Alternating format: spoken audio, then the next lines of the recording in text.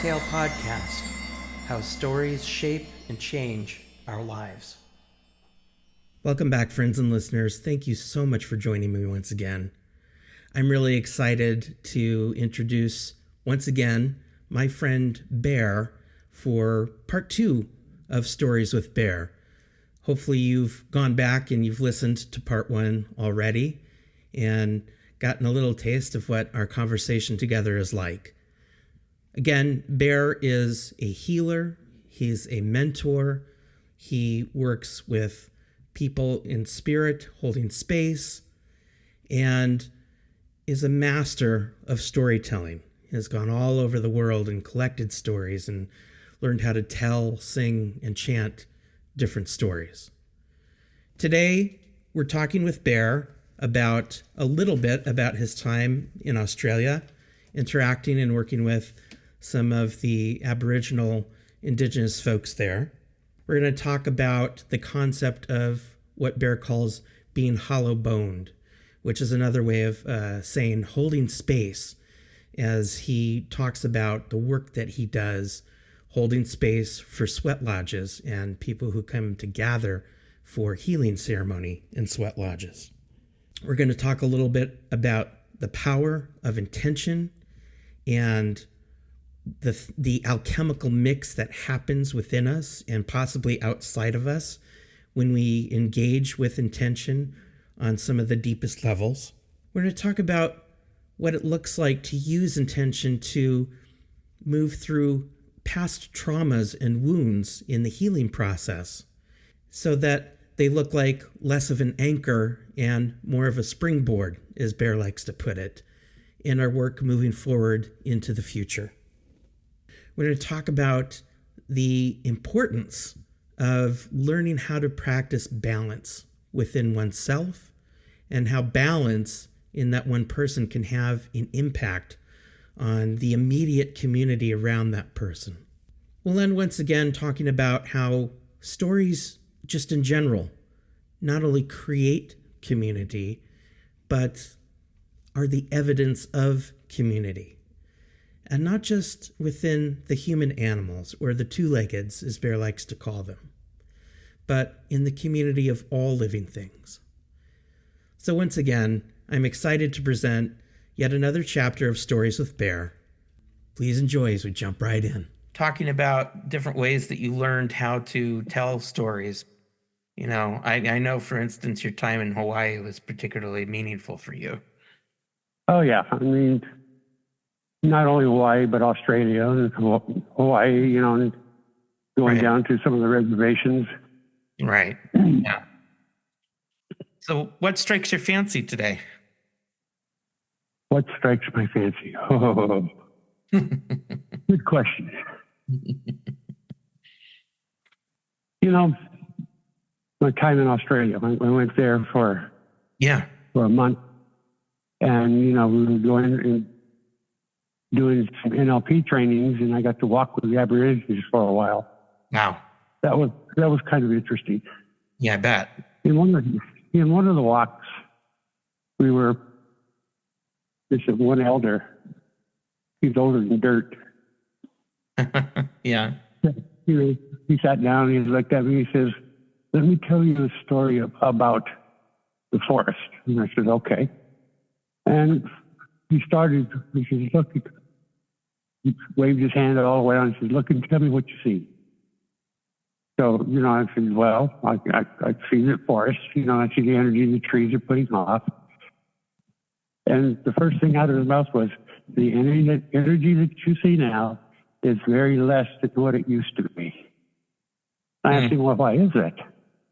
He said his ancestors used to go into the forest and they would sing to the forest to build up the energy, to have, you know, to save the forest, to help the ecological of, you know, for the people, for the forest, you know, just that whole circle of things that happen.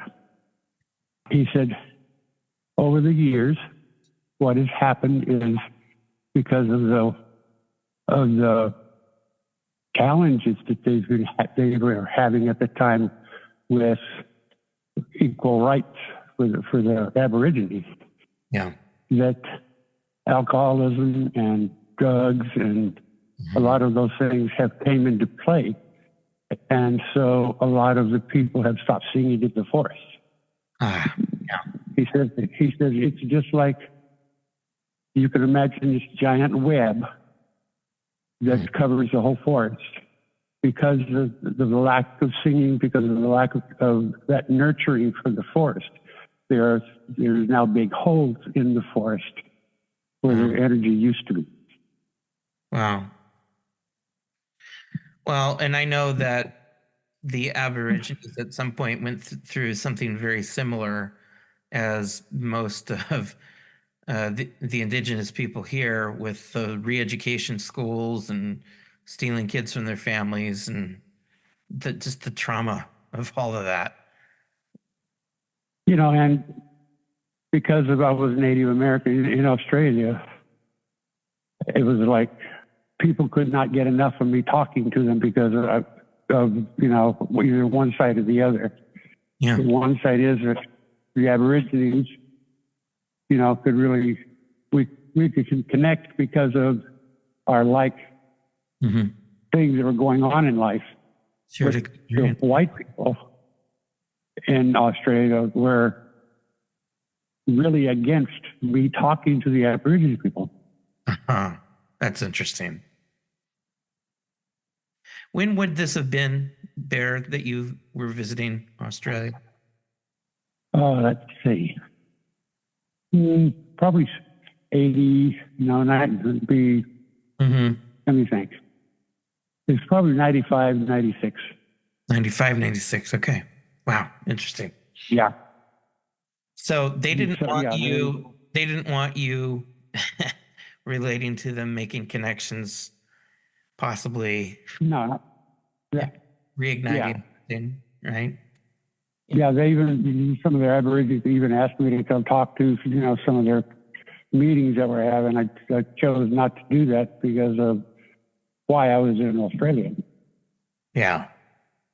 I was there for a company and I didn't want to bring any bad press to the company. I see. Okay. I was kind of between a rock and a hard place, but I'd talk to the elders about what, the things that were, but I couldn't go out in public and make statements. Right. Wow. Yeah, the company didn't want you instituting anything, possibly, right? Yeah. But that seems like such a common story, right? You go into situations like that with one hand tied behind your back, and you have to figure out how to navigate that. I made it clear to the guy I was with, working with, is that, I'm not going to, what's the word I'm looking for? Sugarcoat anything if I'm asked. Right. But I'm not going to go out and intentionally create havoc, if you will. Right. Yeah. That's not going to stop you from making authentic connections when you have the opportunity. Yeah. To tell the truth. And after I came back, they wanted me to come back to Australia when I wasn't associated with this company to, do speeches. I declined. Oh, yeah. Okay. Because that would have, for a better lack of terms, caused a whole lot of. The government was pretty adamant about, at that time, there was a lot of court cases, a lot of battles with land rights and everything else. Right. Right. So that was already kind of a tinderbox. Oh, yeah. Oh, yeah. Yeah. Yeah. It's a good reminder for folks like me that this isn't, this kind of stuff isn't ancient history. It's still going on. Oh, yeah. Yeah. The struggle for basic human rights the struggle to be seen and heard on a level playing field, which of course there is no such thing, but that's what, you know, that's what the fight for justice is about, even if it feels hopeless, right? Exactly. Mm-hmm. It's about doing the right thing no matter the cost. Mhm. Mm-hmm. But I did get to talk to the elders and talk about magic and Yeah. how they do things. Yeah. And one of the things we got to talk about was how they, better lack of terms, do healing. Okay. And they do through the healing they do is through song, Right. Yeah. which is really kind of fabulous the way they do it. I'm sure. I mean, to sit there and hear four guys on the didgeridoos doing their own thing is like, wow. I have had the privilege of being able to have that experience once, and that there aren't good words to describe it. It literally takes you into a different realm, a different place when that Yes, happens. it does. And I could experience the same type of feeling when I was doing lodge, and I was a lodge leader, doing those Yeah. kind of things and singing in the lodge. Mm-hmm. Right. I mean, there was one time that we were doing a peace and healing dance, Yeah. and in the peace and healing dance, they had three different lodges going. They had one for the women, one for the dancers, and one for the public. Right. And so we had to, for better lack of terms, create three different lodges, build three different lodges. Mm-hmm. And I was assigned to creating a lodge for the women. Okay. And during that creation, there's a certain prayer that you do. Yeah. And so when the lodge was built, you have to awaken the lodge. Mm-hmm. What that means is that you get four people in there for each direction who are willing to take on any of the darkness that may show up in that lodge for people, so that the people have a safe place to do their own healing. Yeah.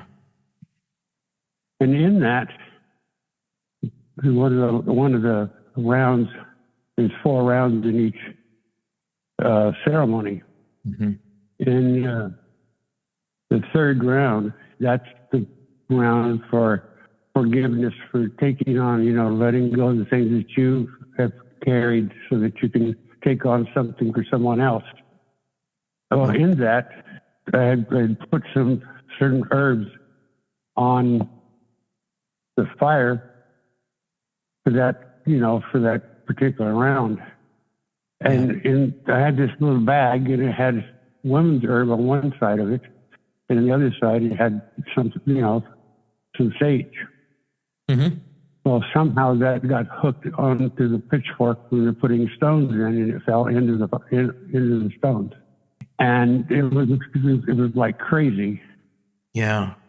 And so when we had cut the willows, we made sure that we cut the willows that were not blooming, that didn't have any type of bloom on them. And so when that bag fell into the lodge, when that round was over, they opened up the door, and all you could see was blooms floating around all over inside the lodge. Wow. And that's part of the big part of it. But the real big part of it is after we got the lodge done, the women went in, and there were 2 women in there that could not get pregnant. Mm-hmm. And one of them, the doctor said, no, there's no way that you can be pregnant. Yeah. So they came in and they wanted, that's what their prayers were, to, help them get pregnant. Mm-hmm. And 2 weeks after the lodge, both women came up to us and said, we're both pregnant. Wow. So, you know, and it's something you can't deny because the doctor said it was impossible for her to be pregnant. Right. Right. So, you know, music, drums, you know, ceremony when you're very dedicated to it and knowing this is what it's all about, it happens. Miracles do happen. You know, I've seen it time and time again. Yeah.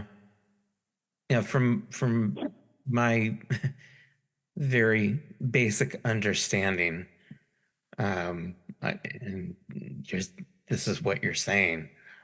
It requires not just the tools, but the intent and the energy that you bring to make things happen, to open It's not doors. about making things happen. It's about Yes, creating the space for things to happen. there you go. Yeah, thank you. I think that, yeah, thank you for reframing that for me. That's, yeah. Yeah, because, you know, one of the things that I learned very early on in my teachings is you don't do anything to anyone. You provide the space for them to do it for themselves. Right. One thing that's interesting about what you said there is I just recently did an episode with my friend Amy, and we were talking about the conversation is around the exploring the energies of the divine feminine and the divine masculine energies and archetypes. And one of the things we found ourselves talking about in terms of a divine masculine energy might look like is holding space, exactly what you were talking about, because that requires, as I know, a lot of energy. It's called intention. Intention. Yeah. Because, you know, when I go in the lodge, I have to go in, for better or lack of words, this is what we call it as being hollow boned, leaving all my stuff outside. Yeah. And being open to anything that shows up, have that flexibility to be able to be with that and not be in judgment of it and not interjecting any of my stuff into what's going on.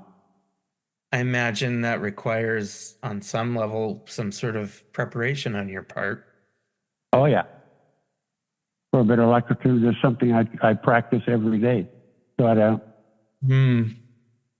You know, it's just about looking at how badly did you want X to happen, and then looking at the reasons, not the reasons why, but looking at this is what happened. Why am I relating to this in such a manner, whether it's negative or positive? Yeah. And how is that changing who I am around the people I know? Right.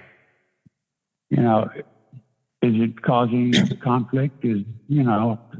So what could be a good outcome?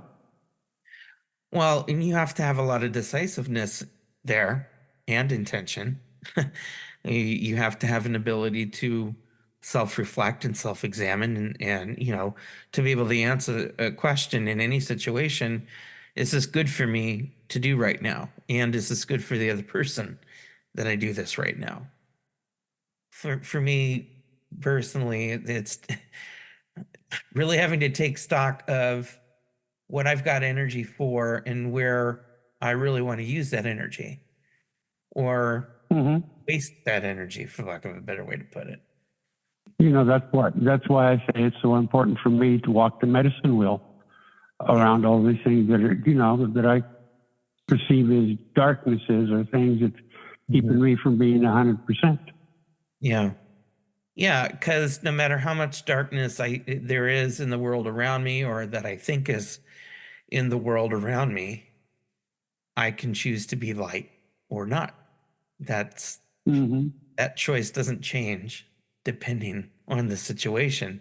You know, I think of course, as a therapist, I think that we have to create room for people to express and process their very real emotions, difficult emotions, anger, sadness, fear, disappointment, but, process them in in such a way that they retain some sense of inner agency within themselves. In other words, I can Yeah, have it's this about the yeah, I can have this difficult emotion. I can express it and I need to express it, but am I going to attach myself to this and let this drag me around rather than the other way, me having the control. And Mhm. and ultimately, at what point do I need to perceive that it's in my best interest to move through a lot of those feelings and stay open to hope, to encouragement, to validation and joy, those kinds of things. And so, it's a delicate balance between observing and acknowledging what's there, but also not allowing yourself to get attached to it or confuse yourself with it, right? So what you're saying is that when you bring yourself into balance around any one issue, then you get to become that beneficial presence for the people you work with. That's why it's so important for you to be in balance with yourself. Mm-hmm. So when you do work with people, you can kind of be in that hollow bone space to really know how to Right. help them maneuver their issues. Mm-hmm. Right. Cool. Yeah. That's the closest I'll ever come to um, being a facilitator of a lodge or something like that. But that's my hut. That's more or less what I feel like I'm supposed to be doing here Mm-hmm. in this world. Whatever else I'm thinking or feeling about a million other different things at the time, I know that that's central to who I am. Mm-hmm. And Cool. yeah, yeah.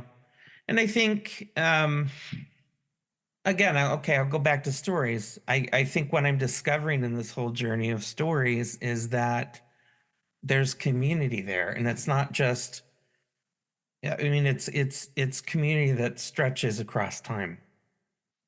Sure. And the more you can connect with the more you can connect with those kind of stories, I think the more connected you feel to not just to yourself, but to the community around you, and not just the human community. A lot of what I'm learning right now for the first time is connecting with the community of the earth, the soil, the plants, the rocks, and the animals, and trying to create space and understanding that I am not separate.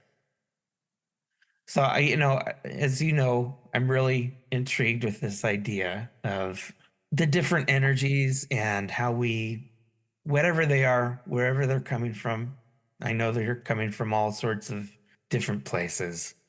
Mm-hmm. But what is our purpose and what is our intention in relationship to whatever it is that we're going to encounter or opening Mm-hmm. ourselves up to encounter, right? I'd like to just say for the record how indebted to you I am for not just for me, but for other members of my family, for not just holding space, but protecting and defending us in ways that I never would have asked you to do, but you did it anyway. And I can't thank you enough for that. That's what you do for family. That's right.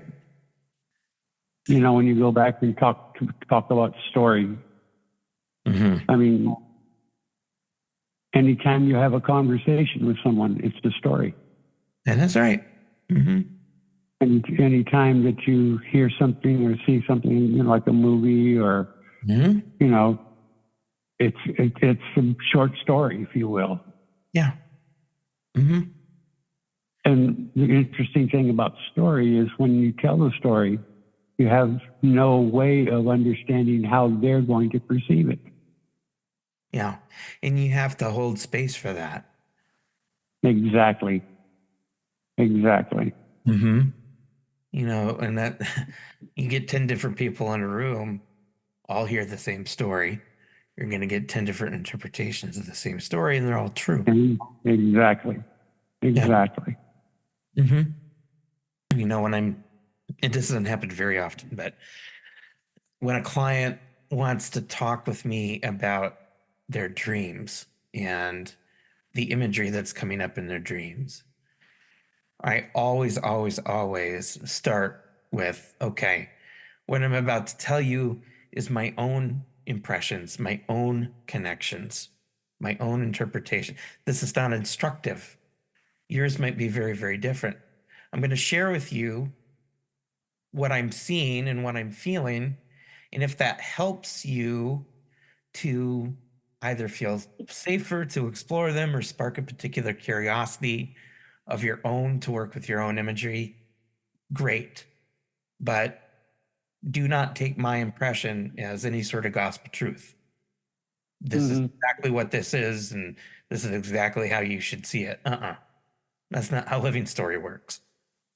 Yep. You know, what's real interesting is the last time we talked, I related to you about the coyote story. Yep.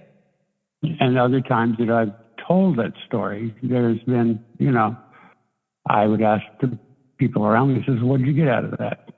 Mm-hmm. And there's just so many different viewpoints about it's like, how did you come with that? I mean, where did that come from? Yeah. Uh-huh. Were you asleep when I was talking? What? You know, so, you know. Anywhere from complete awe to what the fuck? You know, sometimes there's these people that look after you. So why'd you tell the story? Yeah. And the person right next to them says, oh, that is so powerful. It's going to change my life. Right. And it's like, how does that work? Okay. Yeah. Yeah. But, you know, since I've taken neuro-linguistic programming for so many years, I understand why one person can see it one way and another person can see it, you know, kind of the complete opposite. Yep. Absolutely. Mm-hmm. And so one of the things about a storyteller is that he has to know his audience. He has to know, kind of understand what their value system is, kind of understand what their beliefs is around, say, the coyote story. Right. You have some people that say, you know, have no idea that a coyote was just a glorified dog. Mm-hmm. And then there's other people that really understand, you know, coyote is the trickster, you know, from native lore and everything, you know. Right. And then there's other people that say, you know, that understand some of the native stories from someplace else other than, you know, where I'm from. Right. And they don't see coyote in the same way. Mm-hmm. So, you know, it's really looking at who's your audience. What's the best way to tell this story that's going to give the most outcome for everyone here? Well, and that's the whole holding space and getting out of your own way. I'm not here with an agenda. I'm just Exactly. I'm an interpreter. I'm a conduit, and that's my role. Yeah. Again, thank you so much. This is a good topic today. It it really resonates with a lot of other things that I've been thinking about and been talking about with some other folks right now. Okay. So this is good stuff. And that's where we exit the conversation for now. I hope we can come back with more stories from Bear at some point in the future. I'm sure we will. Thanks to all of you so much once more for listening in to this podcast, for contributing just your time and your energy to joining in on the conversation, which I hope continues to inspire your own conversations, not only within yourself, but within those around you, your immediate community, as you're learning how to hold space for yourself and as you can teach each other to hold space for each other. It's such a crucial, vital, important thing that we all need to learn how to do, especially now, especially in the times that we're in right now. Again, be good to yourselves, be good to each other. I look forward to seeing you on the next episode. Take good care.